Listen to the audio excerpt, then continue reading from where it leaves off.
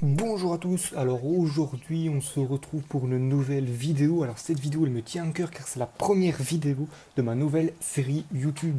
Alors j'ai décidé de l'intituler Les combats avant l'heure car comme vous pourrez le constater, vous aurez en avant-première le combat Robert Whittaker face à Kelvin Gastelum. Alors ce combat normalement a lieu le 9 février pendant l'UFC 234 en main event. Donc c'est un privilège que vous avez là. Mais vous avez aussi compris que j'étais un gros escroc, car s'il ne s'agit que un gameplay du jeu UFC 3. Au passage, c'est un très très bon jeu. Alors, bon, comme vous avez compris que j'étais un escroc, je vais vous expliquer le principe de ces vidéos, et après on passera vraiment, je vous explique. Alors, dans ces vidéos, je compte vous faire une analyse des deux combattants, un petit peu une carte d'identité, parler un petit peu de leur palmarès, le titre qu'ils ont eu, les adversaires, tout ça. Et en fin de vidéo, vous communiquer un pronostic, enfin mon propre pronostic de ce combat.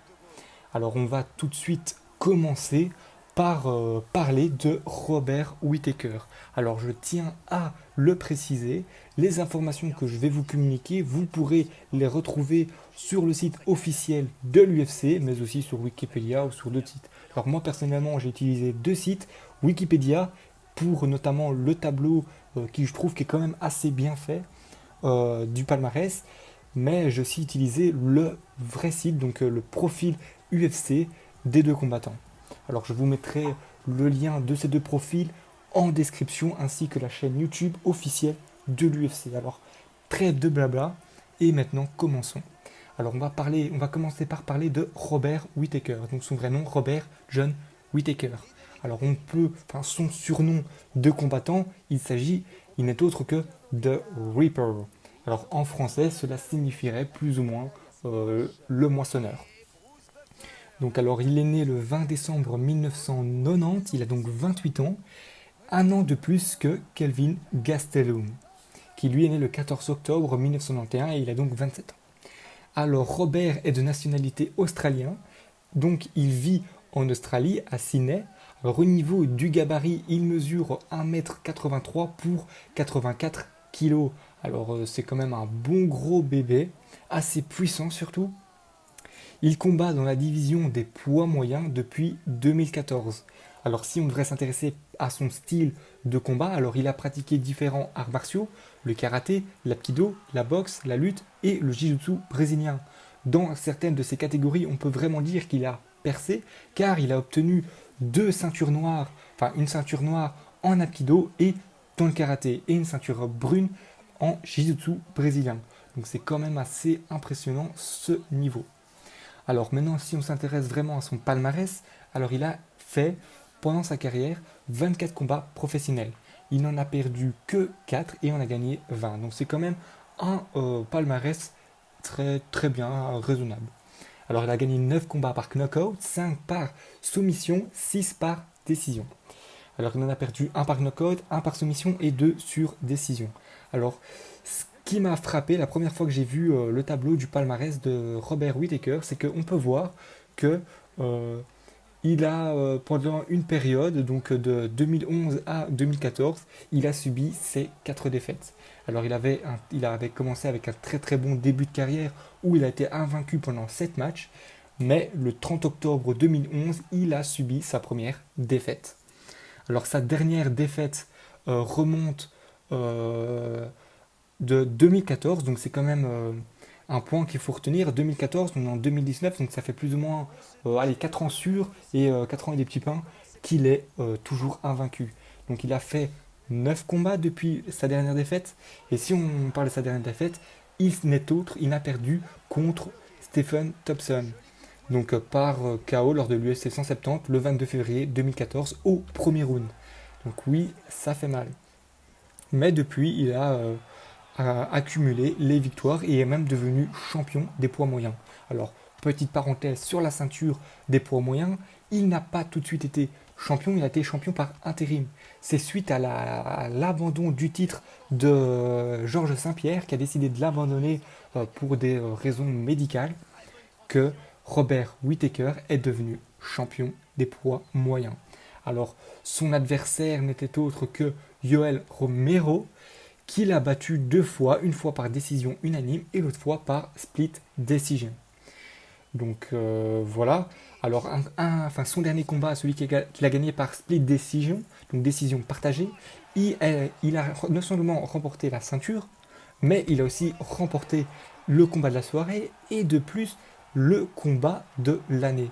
Donc voilà, c'était quand même un point à souligner. Car il n'a pas gagné que des titres, mais il a gagné aussi de nombreuses distinctions. Donc il a gagné 4 fois la performance, non 3 fois la performance de la soirée et 4 fois le combat de la soirée.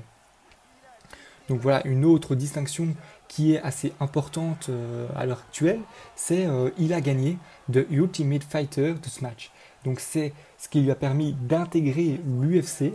Alors ça a eu lieu le 15 décembre 2012 où il a battu Brad Scott par décision unanime. Donc voilà, ça marque ses débuts en UFC. Alors maintenant, intéressons-nous à, pour moi, le vainqueur de ce match, Kelvin Gastelum. Alors je l'ai déjà dit, il est né le 24 octobre, il a un an en moins que Robert Whittaker. Il est de nationalité américaine, mais on lui reconnaît quelques racines mexicaines.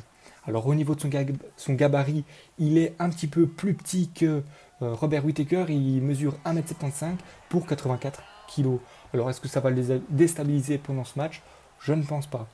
Donc lui, il combat dans la catégorie des poids moyens. En fait, il avait toujours combattu depuis 2010 jusqu'à maintenant. Il a combattu dans les poids moyens, mais il a fait aussi une petite virée chez les welter. Alors son style de boxe, lui, son style de combat, c'est plus boxe, lutte et shizutsu. Donc c'est moins que Robert Whittaker, mais ça fait ses preuves. Alors, il n'a pas percé vraiment dans ces domaines-là, il n'a juste que une ceinture noire en shizutsu. C'est quand même assez impressionnant d'avoir une ceinture noire. Alors au niveau de son palmarès, il a effectué 19 combats professionnels, dont il en a rapporté 15 et perdu 3, plus un no contest.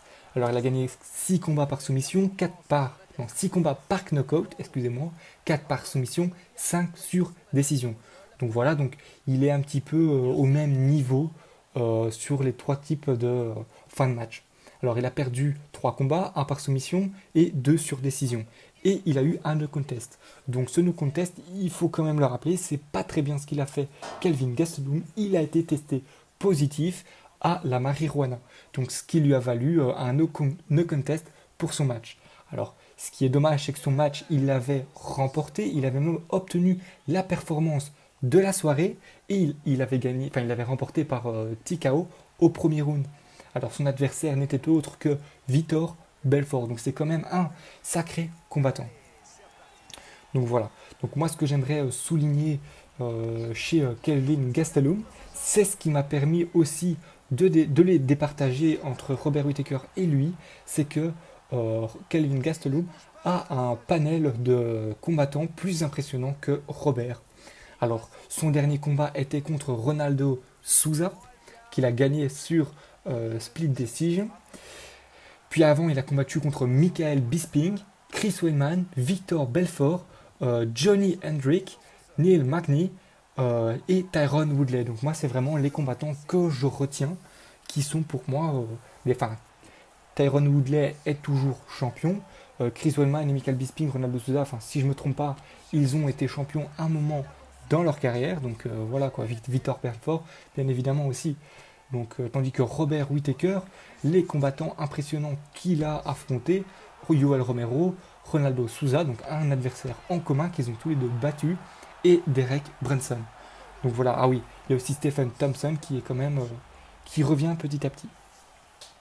Donc voilà, donc moi c'est vraiment ce qui me fait dire que Kelvin Gastelum va remporter ce match. Alors, je peux totalement me tromper, je peux totalement faire un gros bid, on verra bien. Alors, les combats, on va en parler des gros combattants. Alors, Ronaldo Souza, il l'avait battu au 3e round, donc sur décision. Michael Bisping, il l'a battu par KO au premier round après 2 minutes 30. Il a obtenu la performance de la soirée. Alors, contre Chris Weidman, malheureusement, il a perdu par soumission au troisième round. Donc le dernier round, c'est dommage. Donc Vitor Belfort l'a battu. Johnny Hendricks, il l'a vaincu par décision unanime. Neil Magny, il l'a perdu par décision partagée. Et Tyron Woodley aussi, il a perdu par décision partagée. Donc voilà, donc ces défaites, elles sont dues à une soumission et à des décisions partagées. Donc ça laisse à montrer qu'il pourrait gagner par split décision. Donc voilà. Alors un autre mérite qu'on pourrait lui attribuer, qui est quand même assez impressionnant, c'est qu'il a gagné de Ultimate Fighter Championship 17. Et dans les deux équipes, donc il y avait d'un côté Kelvin Gastelum et de l'autre côté il y avait Robert Whittaker. Alors si vous voulez en savoir plus, je vous conseille d'aller voir la chaîne officielle de l'UFC qui sera en description, je l'ai déjà dit. Et si vous voulez voir une petite vidéo motivation sur ces deux combattants, je vous invite à aller voir ma vidéo motivation que je mettrai dans le petit i en haut de l'écran. Donc voilà, je vous conseille juste d'aller voir cette vidéo. Alors donc, lui, il a gagné 2 fois le combat de la soirée, donc face à Neil Magny et Ronaldo Souza, et il a gagné 3 fois la performance de la soirée. Donc c'est un petit peu moins de distinction que Robert Whittaker, mais bon, les adversaires en valaient quand même la peine. Donc voilà, alors maintenant je vais vous communiquer mon pronostic officiel et personnel. Alors pour moi, le combat se terminera par une décision unanime pour Kelvin Gastelum.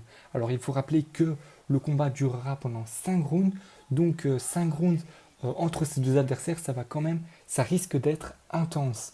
Alors il y aura une vidéo résultat qui sortira le lendemain. Mais bon, si vous connaissez la chaîne, vous devrez plus ou moins savoir ça. Alors la prochaine vidéo qui sortira, donc la numéro 2, combat avant l'heure, ce sera un match qui opposera Anderson Silva face à Israël Asdenaya. Donc Israël, je ne sais plus trop son nom, excusez-moi. Donc voilà, je vous invite aussi à aller voir la vidéo motivation sur ce combat qui est déjà sortie. Alors je vais vous laisser avec la fin de ce gameplay. Alors si tu as aimé cette vidéo, si tu veux qu'il y en ait d'autres, je t'invite à laisser un like. Si tu ne veux pas rater ces autres vidéos, je t'invite à t'abonner, à mettre la petite cloche. Et sur ce, je te souhaite une très bonne journée. Il est hors de danger.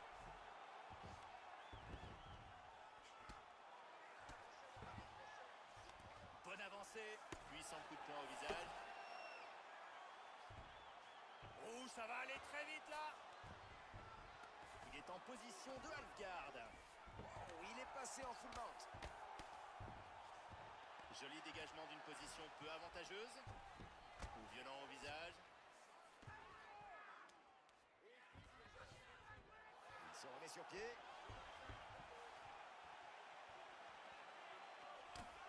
Ah, la frappe passe bien. On ne lâche rien, ni d'un côté ni de l'autre. Il encaisse ce coup de pied. Un direct au visage qui trouve sa cible. Gros coup de pied à la tête. Il est ciblé. Tout ce qu'il faut. Encore une en pleine tête.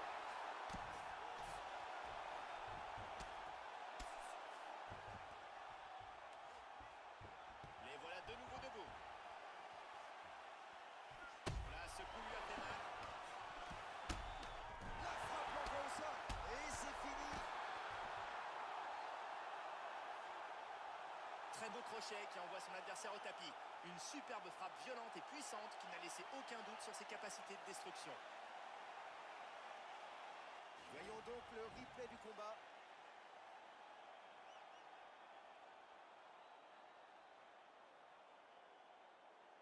Sous un autre angle maintenant.